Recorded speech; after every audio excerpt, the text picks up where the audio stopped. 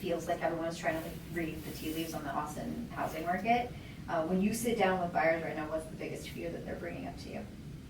You know what's interesting is the buyers, when they talk to me, they don't have the fears anymore. They're ready to buy. Why do you think that is? Is that like a nature of the actual Austin market, or is it maybe just a nature of, or a result of the way that you are having conversations with buyers? I think part of it is that it's a self-selecting crowd.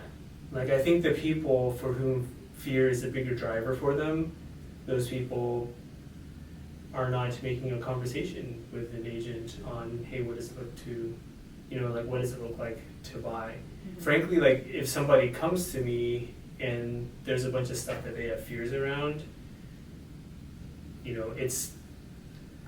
I don't see it as my place to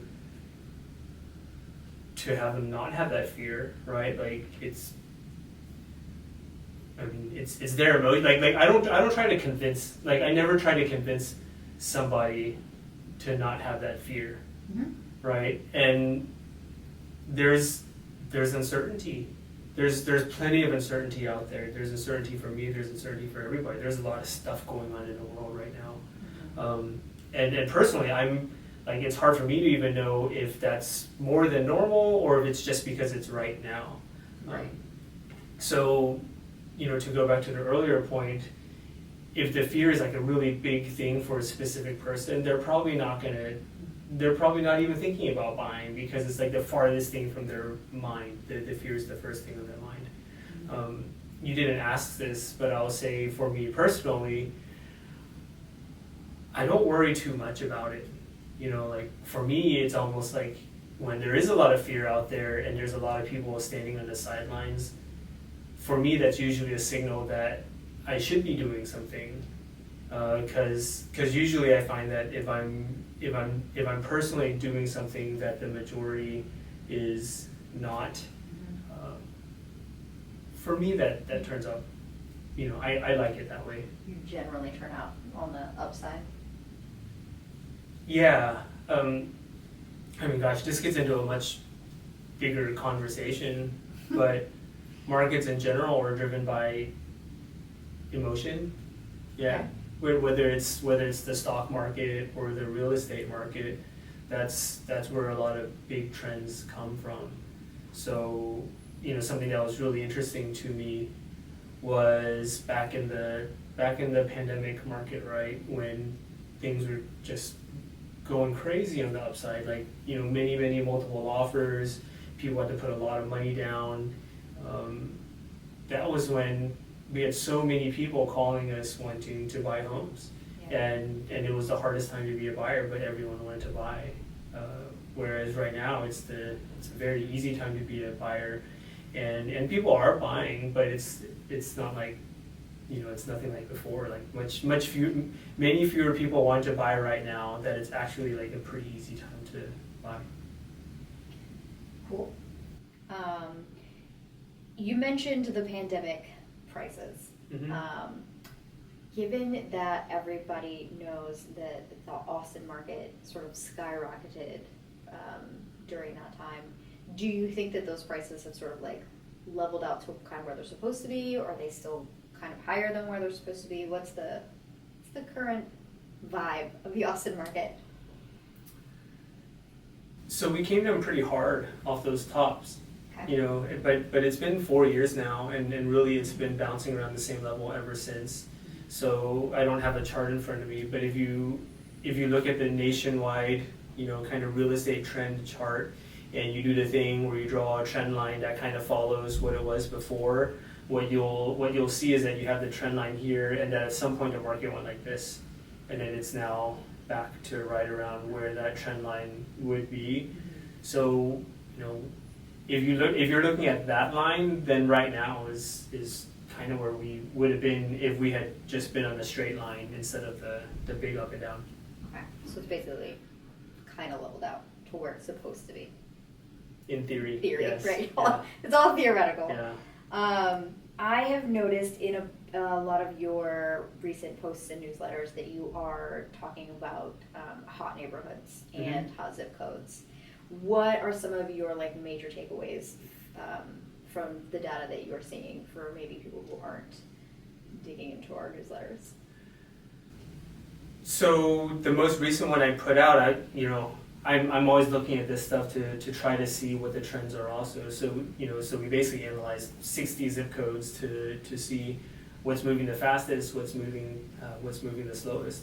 And right now, what's interesting is some of the slower areas are more the central core stuff. Like downtown is quite slow right now. That's a predominantly condo driven market. East Austin, like O2, even parts of 04, which are the very kind of solid neighborhoods in general, they are a little slower right now than when you compare to some of the hotter neighborhoods. So one of the hotter neighborhoods is Circle C. That's Southwest Austin, and then the other parts are North and Northwest Austin. So if I had to just take some general themes from that, those are kind of the neighborhoods that, I don't even know how to say this. It typically skews towards an older and probably larger family crowd. You're probably in terms of how many people per unit, you're probably like 3 to 4 people in a house up there, versus in East Austin it's probably going to be closer to 1 to 2 people per house, right? So those are the kinds of areas that right now are stronger and have held kind of relatively stronger through this market that we have. Do you think that has to do with sort of like their location and like the community around them, or it just happens to be like those are the larger homes that were built? There are, when I say like more people per family, what I'm noticing is that these are the areas that people who aren't necessarily prioritizing like being close to downtown, right? Their priority is probably more like, hey, let's have a little more house for what we're paying. The land value is not as high there. We have some of the higher rated schools are in these areas. So I think the people who are prioritizing that stuff, that's hotter right now. Given the sort of like time frame, right? We're like 6 years out from pandemic times. It's about school age children time, right? For any pandemic babies. Do you think that maybe that's one thing that's like driving it, right? Like there are new-ish families who are looking to move into those family-oriented communities? Perhaps. I never even thought of that. Even though I have a 6-year-old at home. Yeah, you also have a pandemic baby. But we didn't move here from out of the area, so it's hard for me to know. Yeah. Okay, that's also another good point. When you're looking at these numbers, does it look like people are moving away from the like central zip codes and out into those suburban ones, or is it more of like newish people coming into the Austin area from other parts of the country or state? I'm trying to think back to the people that that we've helped get into some of these homes, and it's really been a mixed bag, right? Like I guess my sample size is just real small, and I don't have like the real stats on who's moving where. Right. For our people, we have had the prototypical. I was in Central Core, and now I wanted to move out. Even if it's just a few miles to get a kind of bigger house and yard and that kind of thing. Yeah. And then I have people who have just always gravitated to the kind of outer neighborhoods too. Like it's hard for me to call it suburbia. It's not. It's like 5 miles away, but compared to downtown, it's a little more suburban than that. Yeah. Coming from Dallas, it feels a little bit strange to say this, but it doesn't feel like Austin is a city with suburbs, whereas Dallas, you're sort of like regularly going from one city to another city. Austin, you're in Austin, and you're generally gonna live in Austin, play in Austin.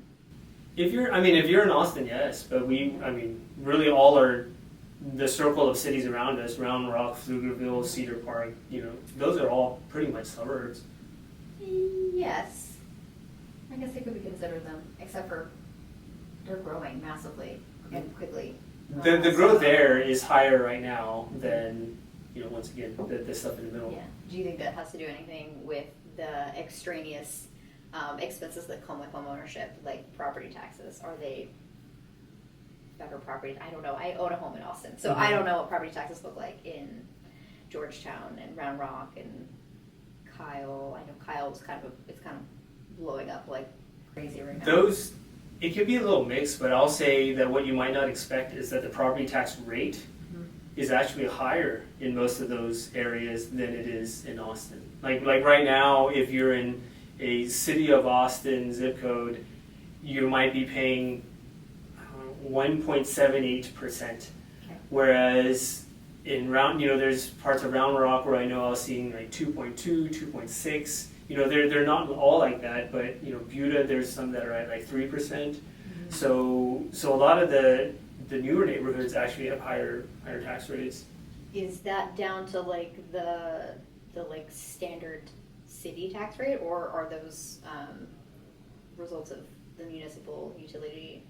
It's the overall tax rate that you're paying, but often it is with the MUDs and the utility districts that all gets rolled into it. How many of your buyers are asking you about those extraneous sort of like home expenses, or are they just focused on like the sale price? They don't often ask about that.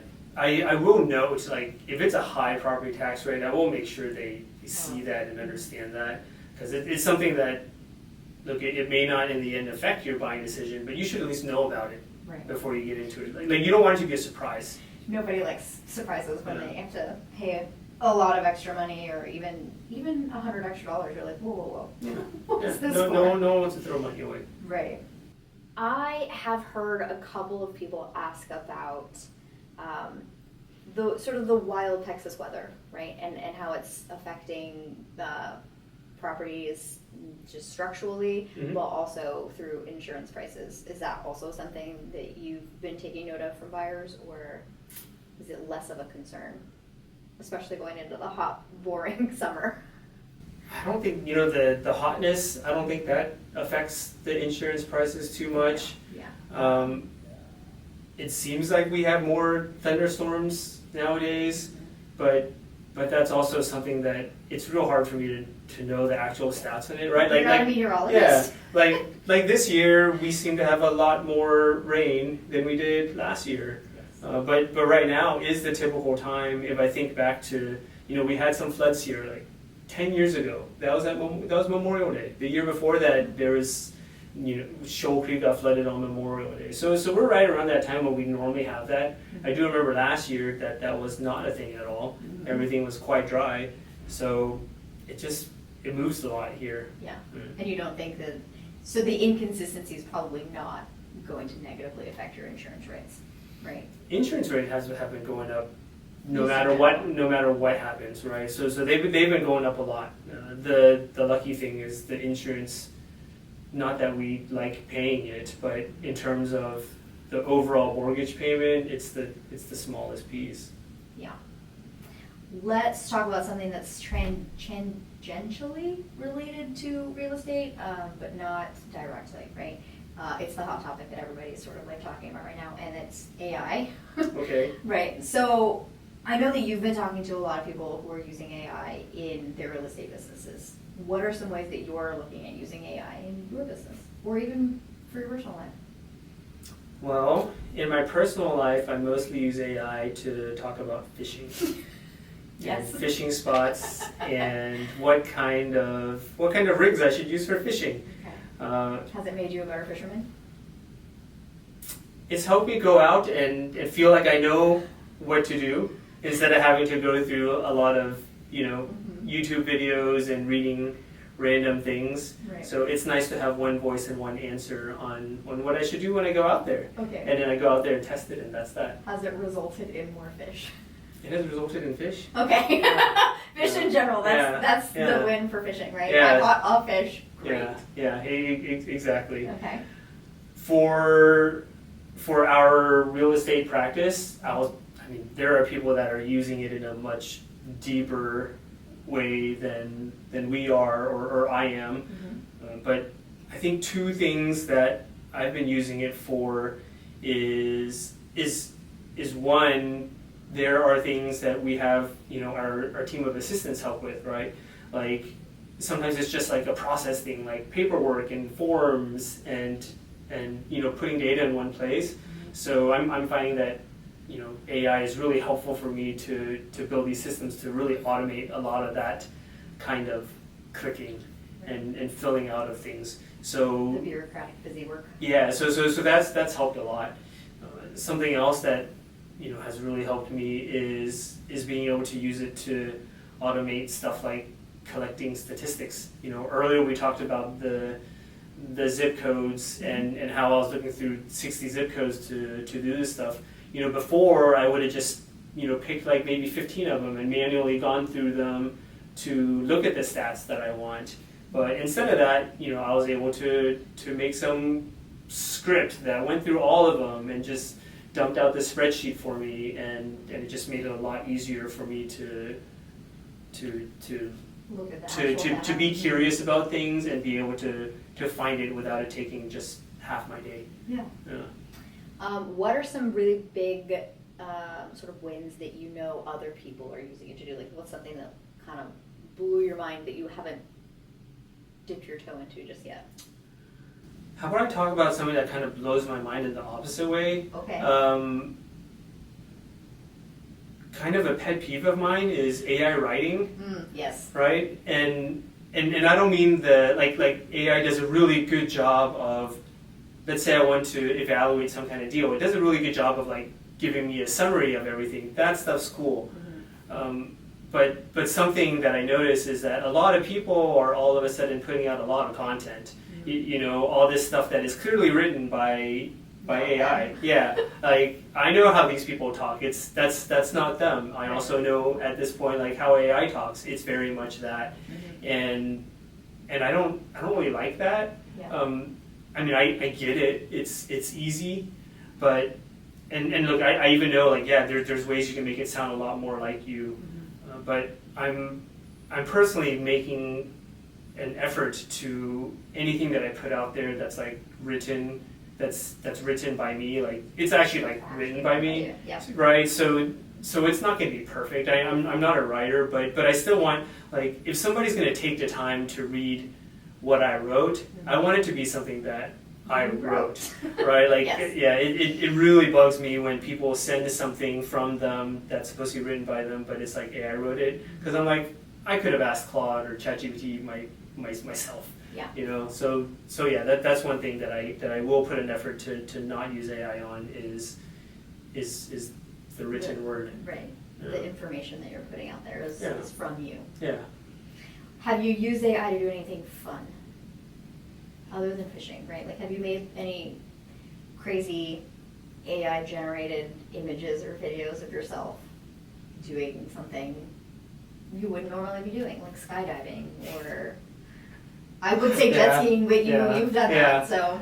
No, I see other people do that, and it's mildly entertaining to me, but yeah.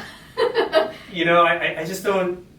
I haven't given time to that part of it. Yeah. So all of your videos and Instagram content, also you. Yeah, it is all terribly me.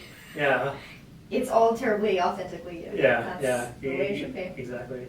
Awesome.